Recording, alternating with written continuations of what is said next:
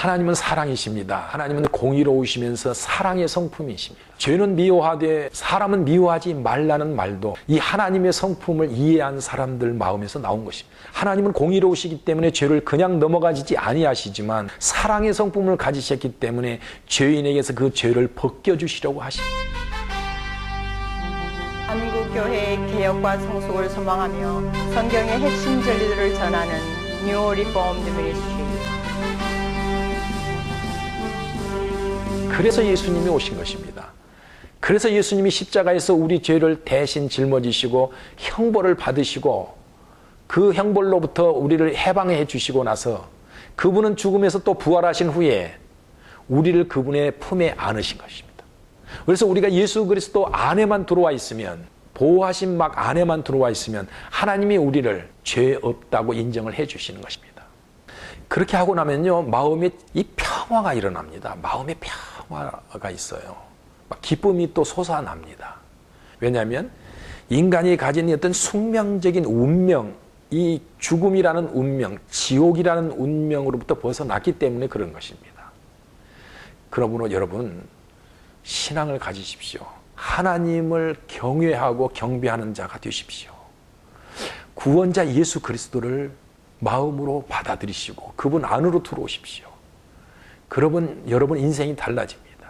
어떤 분들은 이런 질문을 합니다. 참신앙을 갖고 싶다. 그런데 참신앙을 가지려면 어떻게 하는가? 특별히 성경 어디를 읽어야 되겠는가? 창세기입니다. 창세기를 읽으라고 권해드립니다. 창세기를 읽으면 우주 만물의 기원, 인류, 인간의 기원까지 다 기록되어 있습니다.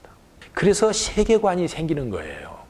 이런 세계관이 생기면 무엇을 알게 되느냐면 하나님이 왜 인간을 사랑하시는지, 또 예수님을 왜 보내주시는지, 또 기도하라고 하시면서 기도하면 하나님이 응답해 주시는지, 또 인간이 죄를 지으면 하나님이 왜 분노하시는지, 이런 내용들을 알게 됩니다. 그러므로 이 신앙에 있어서 아주 실질적인 것, 참신앙을 가질 수 있는 준비가 되는 것이죠. 그 다음에 이제 출애굽기를 권해드립니다. 출애굽기가 왜 중요하냐면요, 출애굽기 안에는 하나님의 액션이 엄청 많이 나옵니다. 하나님의 액션과 함께 그 상황 속에서 하나님이 하시는 말씀들이 나오죠. 이런 액션과 말씀은 하나님을 보여주시는 계시지 않습니까? 그래서 이걸 알면 우리 신앙이 하나님의 계시에 근거한 그 지식에 바탕한 신앙을 갖게 되는 것이죠. 그래서 참신앙이 되는 것입니다. 지금 저는 그 출애굽기를 쭉 메시지를 전하고 있는데요. 오늘은 출애굽기 7장에서 14장의 내용입니다. 여기는 하나님의 기적들이 많이 나옵니다. 그런데 중요한 것은 이 내용 속에서 하나님이 주시고자 하시는 메시지가 있습니다. 그 메시지는 인간에게 참신앙을 심어주는 방법을 보여주시는 내용입니다. 이 성경 말씀을 보면요, 내가 내 손을 애굽 위에 펴서 이스라엘 자손을 그 땅에서 인도하여 낼 때에야 애굽 사람이 나를 여호와인 줄 알리라. 참 하나님이 누군가를 알도록 하겠다, 이렇게 말씀을 하십니다. 애굽 사람들도 자기 나라의 신이 있죠. 수호신이 있고 뭐 대단한 줄 알고 있죠. 그러나 참 하나님은 바로 이스라엘 백성들을 해방하려고 하시는 여호와 하나님이다 하는 것을 보여주신다 하는 그런 하나님의 뜻을 가지고 있었습니다. 그리고 또 이스라엘 백성들에게도 하시는 말씀이 있습니다. 너로 내가 애굽에서 행한 일들, 곧 내가 그 가운데서 행한 표징을 내 아들과 내 자손의 귀에 전하게 하려 함이라. 너희가 나를 여호와인 줄 알리라. 하나님은 이스라엘 자손들에게도 자기들을 해방하시는 하나님이 과연 어떤 분인가를 좀 더 알기를 원하셨던 것이죠. 이들에게 참 믿음을 주시기 위해서 그러신 것이죠. 이스라엘이 여호와께서 애굽 사람들에게 베푸신 큰 일을 보았으므로 백성이 여호와를 경외하며 여호와와 그 종 모세를 믿었더라. 이렇게 해서 이스라엘 백성들은 하나님을 존경하고 마음으로 그분을 믿는 참신앙을 갖게 되었던 것입니다. 이제 이런 말씀들 속에서 요약을 하면 우리가 참신앙을 가지려면 첫 번째로 하나님을 잘 알고 마음으로 존경해야 참 믿음이 갖게 되는 것입니다. 이런 것 없이 그냥 믿어야지, 신앙을 가져야지 하면서 믿습니다 하면요, 마음에는 아직 이해가 안 되지만 믿어야지 하는 그 믿음 행동을 하지 않습니까? 이게 인간의 신심입니다. 그래서 이게 종교예요. 하나님을 알고 내 마음으로 믿어지지 않고 그냥 내가 믿어야지 하는 이런 신심, 이건 기독교가 아닙니다. 그래서 성경 말씀에 보면요, 믿음은 들음에서 나며 들음은 그리스도의 말씀으로 말미암느니라, 이렇게 말씀하셨지 않습니까? 믿음이 들음에서 난다 할 때 이 들음이라는 단어는 그냥 귀로만 듣는다는 그런 뜻이 아닙니다. 그런 단순한 단어가 아니라 알아듣는다는 말입니다. 알아듣고 마음으로 받아들인다는 그런 들음이라는 의미를 가지고 있습니다. 정말 하나님을 존경하고 마음으로부터 신앙을 갖게 되는 참 신앙은 이렇게 해서 시작되는 것입니다. 여러분, 사도 바울도 이렇게 시작되었습니다. 바울은 처음엔 유대교인으로서 그리스도인들을 핍박하고 잡아서 옥에 가두려고 하는 그런 핍박자로 쫓아다녔지 않습니까? 근데 길을 가다가 예수님을 만났어요. 그때부터 그 충격과 함께 바울은 생각이 완전히 바뀐 겁니다. 참 하나님이 누구신가를 안 것이죠. 평생 그 주님을 전하면서 기뻐하고 행복한 그런 삶을 살았습니다. 이렇게 하나님을 깊이 알 때 우리의 신앙은 시작되는 것입니다. 그럼 오늘날 우리는 어떻게 그런 경험을 하고 그런 신앙을 갖게 되는가? 오늘날 우리는요, 1세대 신앙인들이 그 은혜의 체험을 한 사람들이 가진 그 지식과 그 감동을 그대로 가슴으로 받으면 됩니다. 그들이 기록한 글을 읽으면서 그들이 마음속에 가지고 있는 것을 깨닫고 나도 느껴보면 되는 것이죠. 성경을 읽으면요, 하나님의 영으로 기록된 글이기 때문에 그들의 감동된 내용들을 읽다 보면 하나님의 영이 역사하셔서 똑같은 경험을 우리도 할 수 있어요. 그들의 신앙의 그 높은 수준의 그 경험을 우리도 성경을 읽으면서 그 경험을 가질 수 있는 것입니다. 그분들이 만난 하나님을 우리도 느낄 수가 있는 것이죠.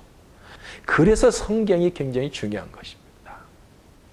두 번째 참 믿음을 갖기 위해서 하나님이 보여주신 내용은요, 이 이스라엘 민족들과 특별한 관계를 갖고 있다는 사실을 의식하도록 해주셨습니다. 이 관계 의식을 가져야 합니다. 내가 하나님을 섬기는데 하나님이 나와 아주 깊은 관계가 있다는 걸, 이걸 좀 느껴야 돼요. 의식이 되어지고 느끼고, 이것이 있어요. 이스라엘 백성들을 구원하시기 위해서 하나님이 애굽에 이제 기적을 내리시는데 애굽 사람들에게는 그 기적들이 다 재앙으로 나타나죠. 그런데 이스라엘이 사는 고센 땅에는 하나도 재앙이 안 나타나는 거예요.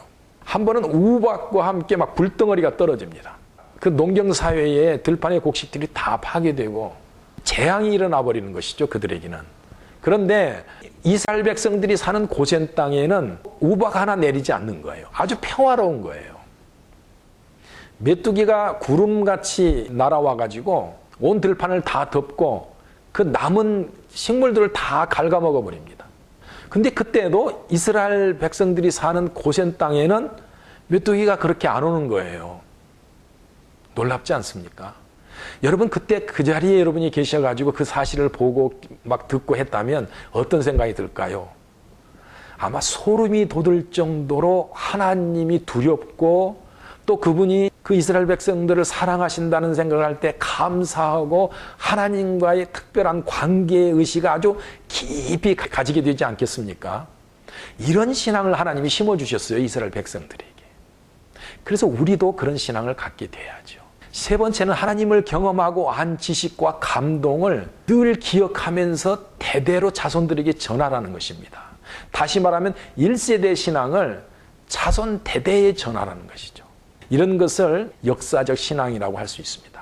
역사적 사실에 바탕을 둔 신앙, 역사적 사실의 지식에 근거한 신앙, 이런 역사적 신앙이라고 할 수가 있습니다. 이런 신앙을 가지라는 것이죠. 이 역사적 신앙을 가지면 세대가 바뀌어도, 풍습이 바뀌어도, 문화가 다른 지역에 가도 이 1세대 신앙, 이 역사적 신앙을 가지면 신앙이 변질이 안 됩니다. 그렇지 않겠습니까? 그런데 역사적 신앙이 없으면, 그런 지식도 없고 그런 감동도 없으면 마음의 신심만 일어납니다. 역사적 지식이 없고 이해가 되어지 않는 속에서 그냥 신심만 일어나니까 종교 생활이에요. 그리고 사람 머릿속에 사탄이 온갖 생각을 다 넣어줍니다. 막 흔들어댑니다. 그래서 자유주의자가 생기는 겁니다. 자유주의자들은 역사적 신앙을 부정하지요. 예수님의 동정녀 탄생 부정하지요. 아주 중요한 사실을 부정합니다. 또 예수님이 행하신 기적들, 이것도 거부합니다. 또 예수님이 십자가에서 우리를 위하여 대속하시고 무덤에서 부활하신 부활도 부인합니다. 아주 중요한 내용을 부인하는 것이죠. 그러면서 그들이 하는 말은 무엇이냐면 우리가 좀 이성적으로 생각해보고 합리적으로 믿자 그러는 것이죠. 하나님이 행하신 보여주신 것들은 부인하고 자기 머릿속에 생각해봐가지고 자기가 갖고 싶은 것만 신앙하자는 것이죠. 자기 신앙을 만드는 거예요. 인간의 이성이 너무 필요 이상으로 높아져가지고 하나님의 말씀을 판단하고 성경을 난도질을 합니다.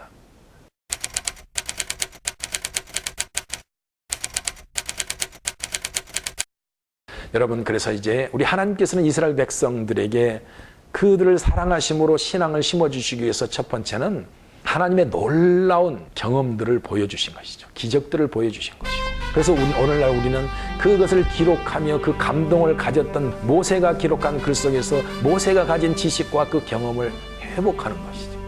두 번째는 그 하나님과 우리와의 관계가 보통 관계가 아니다. 하나님과 우리는 언약 관계 속에 있으면서 하나님은 우리를 절대 배신하지 아니하시고 신실하신 분이다.